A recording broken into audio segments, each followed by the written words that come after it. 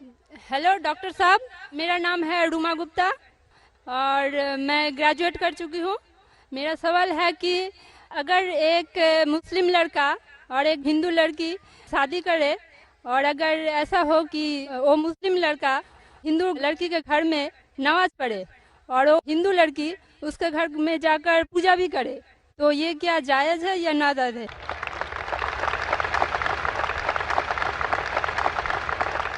बहन का अच्छा सवाल है कि अगर एक मुसलमान लड़का हिंदू लड़की से शादी करता है तो क्या वो मुसलमान लड़का हिंदू के घर में जाके नमाज पढ़ सकता है, और क्या वो लड़की मुसलमान के घर में पूजा कर सकती है? नहीं। सबसे पहले कुछ शराइत है हर चीज़ के। आप अगर गाड़ी रखेंगे और गाड़ी का एक पहिया रखेंगे, साइकिल का एक पहिया रखेंगे, ट्रैक्टर का, तो गाड़ी चलेंगी क्या?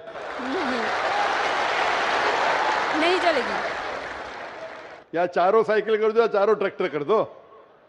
इसीलिए कुरान की आयत है सूरह बकरा की सूरा नंबर 2 आयत नंबर 221 में अल्लाह ताला फरमाते हैं कि आप मुशरिका से शादी नहीं कर सकते जब तक वो ईमान न लाए। मतलब जो गैर मुस्लिम हैं और शिर्क कर रही है उससे आप शादी नहीं कर सकते जब तक वो ईमान ना लाए। और एक ईमान लाने वाली औरत चाहे कितनी भी बदसूरत हो, वो एक मुशरिका से बेहतर है। और आगे आयत कहती है कि लड़कियां मुशरिक लड़के से शादी नहीं कर सकती जब तक वो ईमान ना लाए। एक मोमिन आदमी चाहे कितना भी बदसूरत हो, वो बेहतर है बनिस्बत जो शिर्क करता है। इसकी वजह यह है कि इस्लाम में लिखा है कि अगर आप खुदा के अलावा किसी को और पूछते हैं, किसी और की इबादत करते हैं, ये सबसे बड़ा गुनाह है। और अल्लाह ताला फरमाते हैं सूरह निसा में सूरा नंबर 4 आयत नंबर 48 में, और सूरा निसा सूरा नंबर 4 आयत नंबर 116 में, कि अल्लाह सुब्हाना व तआला अगर चाहे तो कोई भी गुनाह को माफ कर सकता है, लेकिन शिर्क को कभी नहीं माफ करेगा। अगर एक इंसान मुशरिक जैसा मर गया तो अल्लाह ताला कभी भी उसे माफ नहीं कर सकता, क्योंकि मुशरिक वो शख्स है जो शिर्क करता है।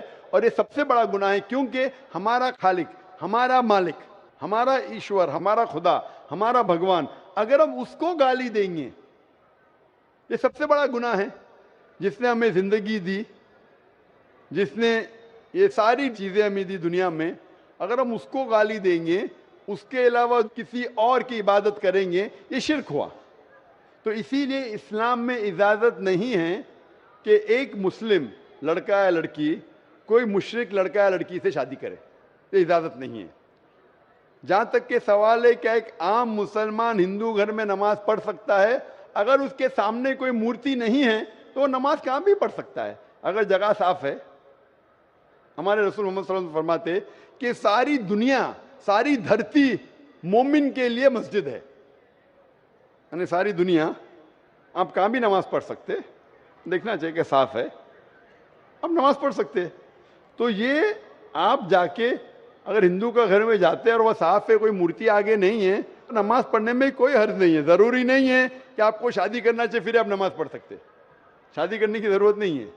नमाज पढ़ने के अगर साफ जगह है तो कोई हर्ज नहीं। इसीलिए शादी के लिए शर्त है कि दोनों का ईमान हो। और अगर आप हिंदू मजहब पढ़ेंगे तो हिंदू मजहबी किताब में भी यही लिखा है जो मैंने पहले पेश किया, पहला जो सवाल था भाई साहब का, और मैंने कहा कि हिंदू मजहब में भी यही लिखा है, ना तस्य प्रतिमास्ति, उस ईश्वर, उस भगवान, उस खुदा का कोई अक्स नहीं, कोई मूर्ति नहीं, कोई फोटोग्राफ नहीं, कोई पेंटिंग नहीं, कोई पोर्ट्रेट नहीं, कोई आइडल नहीं, कोई स्टैच्यू नहीं। अगर ये मान ले कि कम से कम जो यकसा है हिंदू और इस्लाम के मजहबी किताब में, कम से कम उसके ऊपर अमल करे तो अक्सर हमारे मुश्किलात दूर हो जाएंगी। जो यकसा नहीं है उसको कल डिस्कस कर सकते।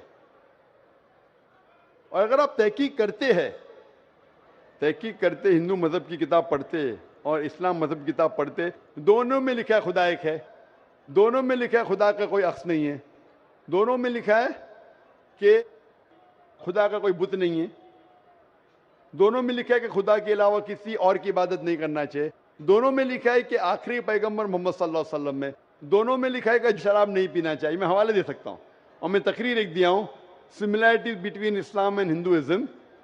اسلام اور ہندوازم میں یکسانیت دونوں کتاب میں ہے. آپ اگر پڑھیں گے قرآن مجید میں سورہ مائدہ سورہ 5 آیت نمبر 90 میں لکھا ہے کہ شراب پینا حرام ہے.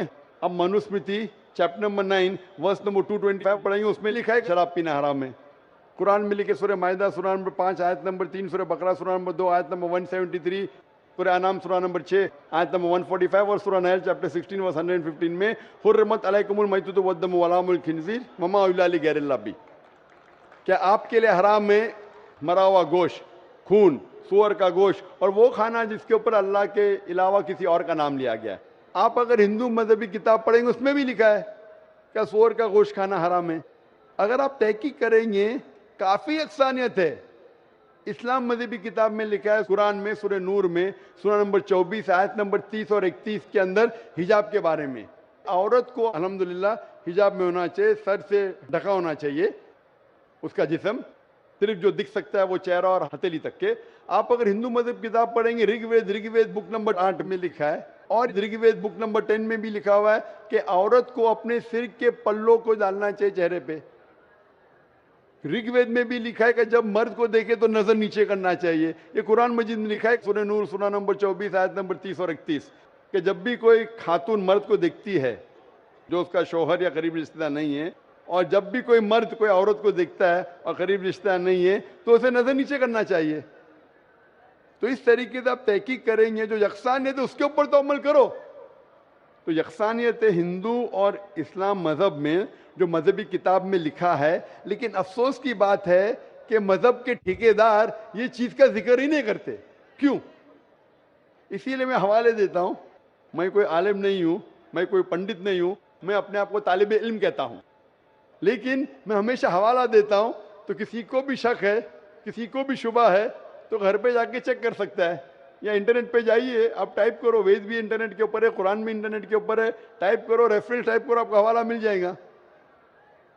تو اسی لیے گاڑی چلنے کے لیے دونوں کا جو رولز اینڈ ریگولیشن ہے وہی ہونا چاہیے. اسی لیے دونوں لوگ مومن ہونا ضروری ہے. Hope that answers the question.